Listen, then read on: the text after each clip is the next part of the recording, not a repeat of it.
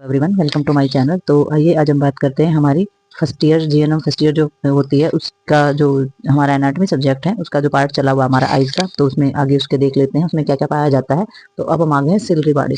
ठीक है, तो सिलरी बॉडीज के अंदर क्या क्या पाया जाता है इन्होंने बताया है। This is the thick and part of Diavel structure. तो ये हमारा थिकनेस यानी कि जो ये पार्ट होता है ये मोटा पार्ट पाया जाता है, इसमें मोटाई पाई जाती है। और ये हमारी कंटिन्यू हमारा जो इंटरनल यानी कि अंदर का जो भाग होता है इरिस से जुड़ा हुआ होता है। पोस्टरली जो पार्ट होता है वो कोरोइड से। ठीक है, तो इसमें जो है लेंस पाया जाता है और ये हेल्प किस चीज में करेगा, ये हमारा विजन यानी कि पास की जो चीजें हम देखते हैं, विजन जो हमारा होता है, दृष्टि जो होती है उसमें हमारी हेल्प करता है।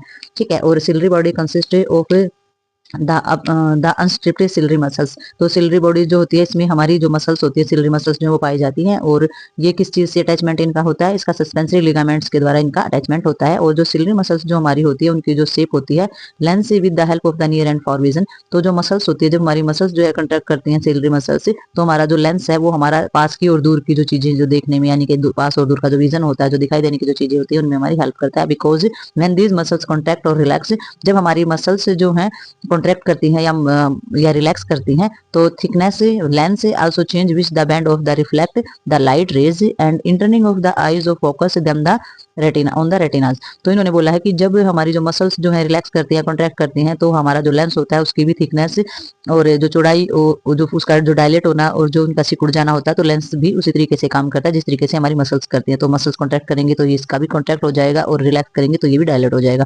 तो इसमें जो रिफ्लेक्शन होता है, जो लाइट जो रेज होती है वो हमारी इंटर कहाँ करेगी, आइज का जो फोकस होता है वो रेटिना की तरफ जाएगा और रेटिना जो है इसमें हेल्प करेगा फिर आगे। ठीक है, तो इसमें जो हमारी सप्लाई होती है, तो जो दोनों के दोनों both part of the muscles of the supply of the parasympathetic nerve, तो दोनों ही पार्ट की जो मसल्स होती है उनको हमारी पैरासिम्पैथेटिक नर्व की सप्लाई होती है। और pathway involves of the ciliary गैलेंस ऑफ द ओक्यूलर मोटर जो हमारी नर्व होती है, थर्ड कैर्नल नर्व हम जिसको बोलते हैं। तो इन्होंने बोला है कि दोनों ही पार्ट को सप्लाई हमारी पैरासिम्पैथेटिक करती है, लेकिन जब वो जाती है ना तो रास्ते में इन्वॉल्वमेंट किसकी हो जाती है, हमारी हमारी सिलरी गैंग्लियंस जो हमारी नर्व होती है और ओक्यूलोमीटर जो होती है यानी कि कैर्नल्स में तीसरी जो नर्व पाई जाती है उसकी इन्वॉल्वमेंट भी जो हमारी साथ में हो जाती है।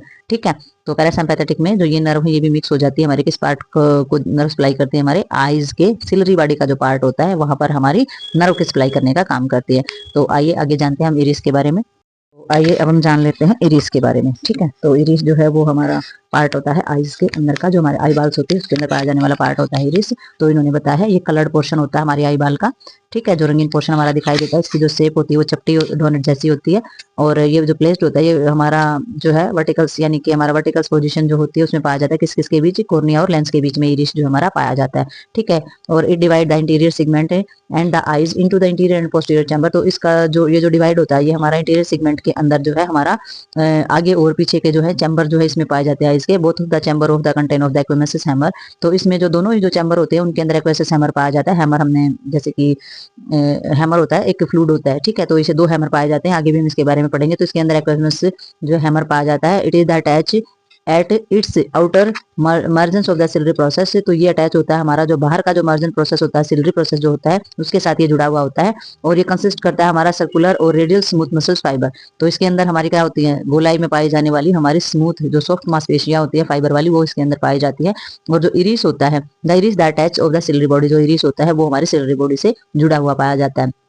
ठीक है, तो इसके अंदर जो भी बेसिकली हमारे जो ऑर्गन्स होते हैं जैसे इरिस है, सिलरी बॉडी है, स्क्लेरा, ये सारे एक दूसरे से अटैच ही होते हैं स्टेप बाय स्टेप। तो आप डायग्राम में जो पूरी तरीके से समझेंगे तब हमें पता चलेगा। ठीक है, और ये जो होता है इरिस जो होता है फॉर्म द सर्कुलर कर्टन। तो इरिस जो होता है ये हमारा एक गोलाई में एक कर्टन, एक पर्दे की तरह पाया जाता है गोलाई में, with the opening in the centre, जिसकी ओपनिंग जो है सेंटर में होती है, कॉल्ड द प्यूपिल। तो इसको प्यूपिल भी बोला जाता है।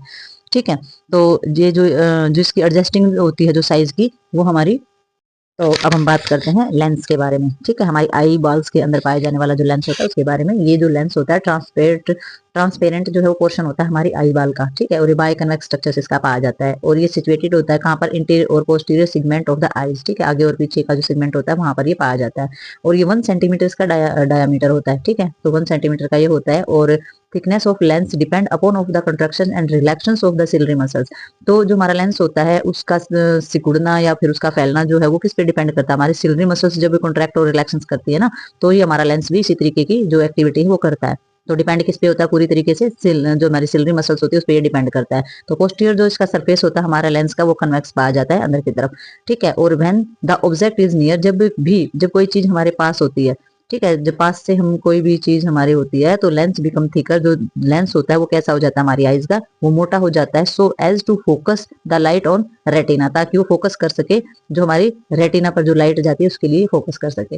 ठीक है, क्योंकि रेटिना में जब रेज जाएंगी तो रेटिना से फिर देन वापस मुड़ करके रेज आएंगी, तो फिर वो चीजें फिर हमें दिखाई देती हैं। तो रेटिना तक लाइट जाए, उस पर अच्छे से फोकस हो, इसलिए ये मोटा हो जाता है जब हम भी कोई भी चीज पास से देखने की कोशिश करते हैं। तो थोड़ा सा हम डायग्राम में देखेंगे लेंस और सिलरी बॉडीज का जो प्रोसेस होता है वो किस तरीके से होता है। देखते हैं हम कि भाई हमारा जो लेंस होता है वो कहाँ होता है। आप देख सकते हैं ये जो है इतना बड़ा एरिया जो है ये लेंस का हमारा सिलरी बॉडी है, ये हमारी सिलरी बॉडी है। लेकिन जो हमारा लेंस का कॉन्ट्रेक्शंस करना और रिलैक्शंस करना वो किस पे डिपेंड है, हमारा सिलरी बॉडी पर। तो ये सिलरी बॉडी हमारी मसल्स हैं, ये मांसपेशियां हैं। ठीक है, जब ये सिकुड़ती हैं तो ये हमारा लेंस भी सिकुड़ जाएगा, और जब ये डायलेट करेंगी, ये फैल जाएंगी, तो हमारा लेंस जो है वो चौड़ा होता चला जाएगा। जब इसमें कॉन्ट्रेक्शन होगा तो लेंस जो हमारा छोटा होता चला जाएगा, और जब ये डायलेट करेंगी तो हमारा जो लेंस है वो भी डायलेट करता चला जाएगा।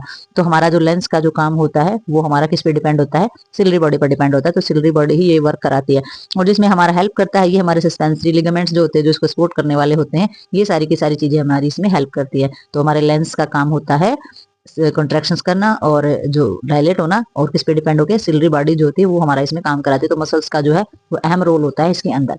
ठीक है, तो ये हमारी चीजें जुड़ी हुई होती हैं। लास्ट में हम इसका पूरा का पूरा जो डायग्राम है कंप्लीटली वो देखेंगे, और बोर्ड पे भी मैं इस पूरे के पूरे डायग्राम को कराऊंगी कि जो हमारा विजन फिजियोलॉजी जो होती है, जो आइज की जो फिजियोलॉजी होती है, वो किस तरीके से जो हमारा जो वर्क है वो कैसे होता है, वो हम डायग्राम में समझेंगे पूरा का पूरा। तो एक एक पार्ट करके सिर्फ हम थ्योरिकल इस चीज को देख रहे हैं।